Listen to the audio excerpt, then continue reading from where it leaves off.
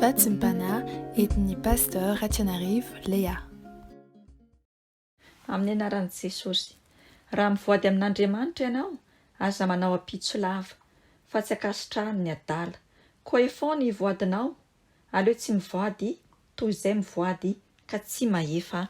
Amen. Vavaka tsika tompoko. Endre ny alehibe ny fitiavanao ry Andriamanitra ray zanaka ry fanahy masina, no natratraranay tsiraray avy amin'ity maraina ity. Mankasitraka anao indrindra satria lehibe ny fitiavanao sy ny famindraponao nanomezanao anay ny tombon'andro velomana. Ary dendreto izahay miarabanao mpanetretena, manoroka ny tongotra masina ary ilay tompony tompo sy mpanjaka ny mpanjaka. Ilay tompony fahefana rehetra ny an-danitra sy ety an-tany. Tompony fanapahana ary nahary izao rehetra izao. Aidino aminay tsiraray avy izay miaino izao vatsim-panahy izao ny fanahinao masina, mba hanokatra ny fanahy, ny saina, ny fo, aizanay indrindra mandray ny teninao, mandray ny hafatrao. Dia mitenena mandrakariva Jesosy fa voninkainanao izay mpanomponao. Aleluia. Amen. Ampifaliana sy ampitiavana no ahafahana miantrano amin'ny tokantrano izay misy antsika amin'ity maraina ity, ary dia manonona ny fiadanan'ny tompo ho antsika tsiraray avy. Ny tenin'Andriamanitra izay hanorenantsika ny vatsim-panahy dia ao amin'ny bokin'i Isaia 5:2, Esaïe chapitre 55 verset 2. Vakina amin'ny anaran'i Jesosy. Nahoana ianareo no mandany vola amin'izay tsy hanina, ary ny vokatry ny fisasaranao amin'izay tsy mahavoky? Miaino dia miaino ahy ka hano izay tsara, dia aoka iravoravo amin'ny matavy ny fanahinareo. Amen.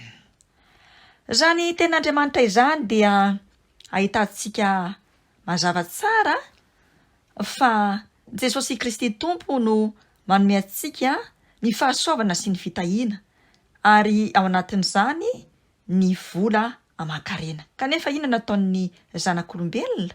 Laniny amin'ny zavatra izay tsy mahasoa ny fitahiana sy ny fahasoavana izay omeny Jesosy azy, ary dia sasatra sy reraka mandany sy manao ny danin-kibo amin'izany fitahiana izany ny zanak'olombelona, fa tsy mba miaino izay lazain'i Jesosy Kristy Tompo. Kanefa izy eto dia milaza mazava tsara fa tiantsika ampiasa sy andany reny fahasoavana ireny amin'ny asany sy ny fanjakany, mba hanana ny fanahintsika firavoravoana sy hahatonga ny fanahintsika ho voky. Ary izany indrindra no mitarika antsika amin'ny lohahevitra hoe mpitantana tsara sa mpitantana ratsy ny fananan'i Jesosy ianao.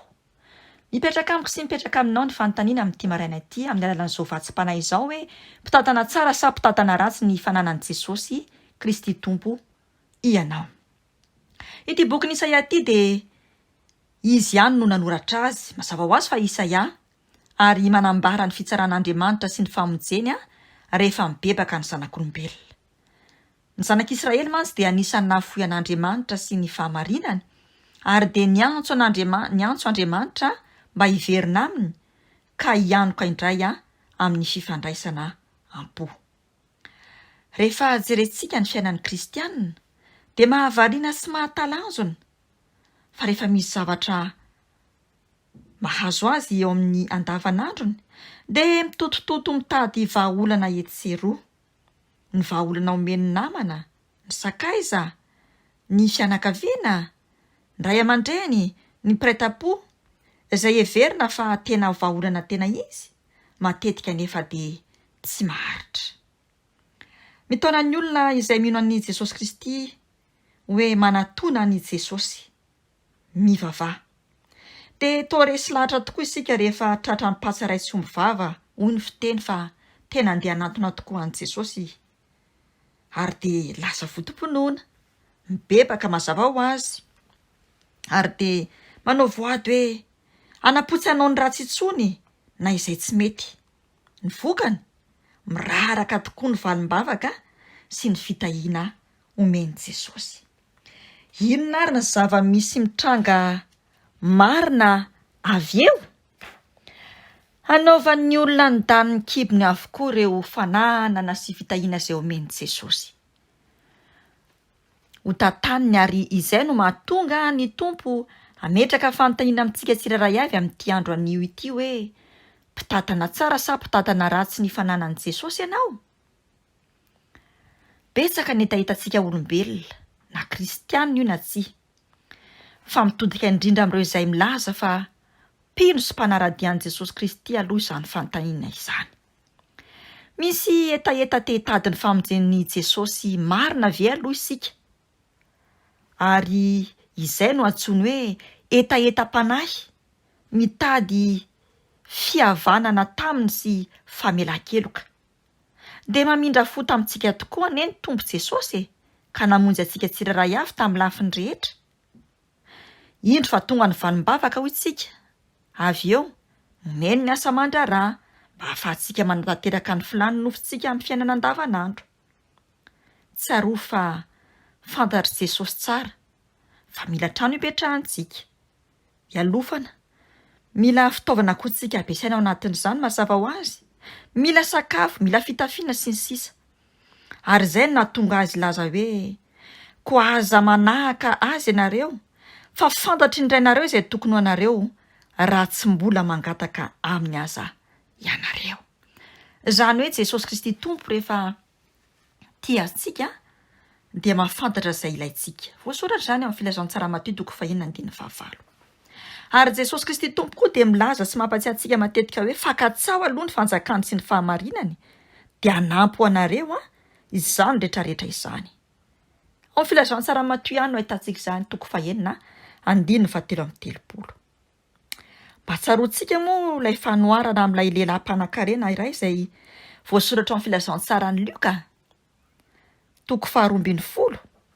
Raha fitinina sy ampatsiahivina dia nitady sy nampiasa tamin'ny fomba rehetra sy samihafa ity lehilahy ity mba ahazahoany vola aman-karena. Ary ireo fananana maro samihafa mazava ho azy. Dia lasa mpanan-karena-be tokoa izy tamin'ny lafiny ara-materialy, fa ny ara-panahy kosa dia nahantra. Tsy nahatsiaro akory hoe ny fitiavana sy ny famindram-pon'i Jesosy no nahavoriany ireo rehetra ireo. Ny finoan'ity lehilahy ity dia hoe manana fahefana izy hiaina ao anatin'ny filomanosany ireo hareny, ka nahatonga azy nilaza hoe ry fanahy manana fananam-be voatahiry ho amin'ny taona maro ianao, mitsahara, mihinana, misotroa, mifalihy. Mieritreritra izy fa izy no mikontrôla sy miasure ny toe-java-misy rehetra eo amin'ny fiainany. Nefa indrisy, ry havako malala rehetra izay milaza fa mino an'i Jesosy Kristy Tompo sy milaza fa kristianina. Moa ve tsy tahaka ity lehilahy ity izay voalaza n'ity fanoharana ity koa ny akamaroan'ny fomba fiainantsika? Mahazo ny vanim-bavaka avy amin'i Jesosy, fa kosa tsy mba mahay mitantana araka ny sitrapony isika amin'ireo fananana izay nampindraminy ho tantanantsika. Misy aza dia mahavariana fa kristianina nefa manao ny fanao sy ny fiainany jentilisa amin'ny fitantanana ny fananan'i Jesosy izay nampindraminy ho tantanan'izy ireny. Ary izay ilay antsoina hoe mpitantana ratsy. Laniny amin'ny adalana sy ny fahafinaretana eo amin'izao tontolo izao ny fananan'ilay mpanjaka. Feno fitaka sy lainga arosoka ny fiainany rehetra ary mieritreritra ratsy mandrakariva ny sainy sy ny fony. Indrisy. Ny kristianina izay miaina ao anatin'izany dia azo lazaina fa mbola tsy niova fo, tsy mbola nibebaka, fa mihatsara velatsia ao anatrehan'i Kristy Jesosy. Fa natenda-javatra fotsiny, tsy mba manomana ny mandrakizay. Tsy fantany mantsy fa ho avy tampoka raha fahafatesana. Ary hanala sy horava avokoa ireo fikasana na ny projet izay noeritreretiny fa tanterahana satria mpitantana ratsy ny fananan'Andriamanitra. Amintsika izay miaina izao vatsim-panahy izao, mipetraka amintsika tsirairay ny fanontaniana hoe inona ny zava-dehibe eo aminao. Hanangona zavatra maro samihafa sy ankafy amin'ny fiainana izay mandalo eto amin'ity tany ity, izay manome fahafinaretana araka izay ilayntsika ve? Sa hikarakara sy hanomana ny fanahy sy ny mandrakizay isika? Tsarovy ry havako, fa tsy maintsy mibebaka amin'ny fahotana isika, ka manantona an'Andriamanitra amin'ny finoana.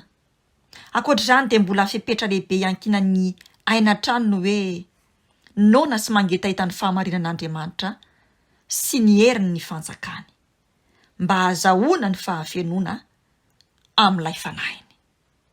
Anjarako sy anjaranao ny misafidy, na ho mpitantana tsara na ho mpitantana ratsy ny fananan Jesosy isika tsiraray avy. Fa tsarovy fa izay rehetra tanterantsika dia tsy maintsy ho tsaraina avokoa. Ho an'Andriamanitra ny voninahitra, isika kosa amaly ny fanontanian'ny Tompo.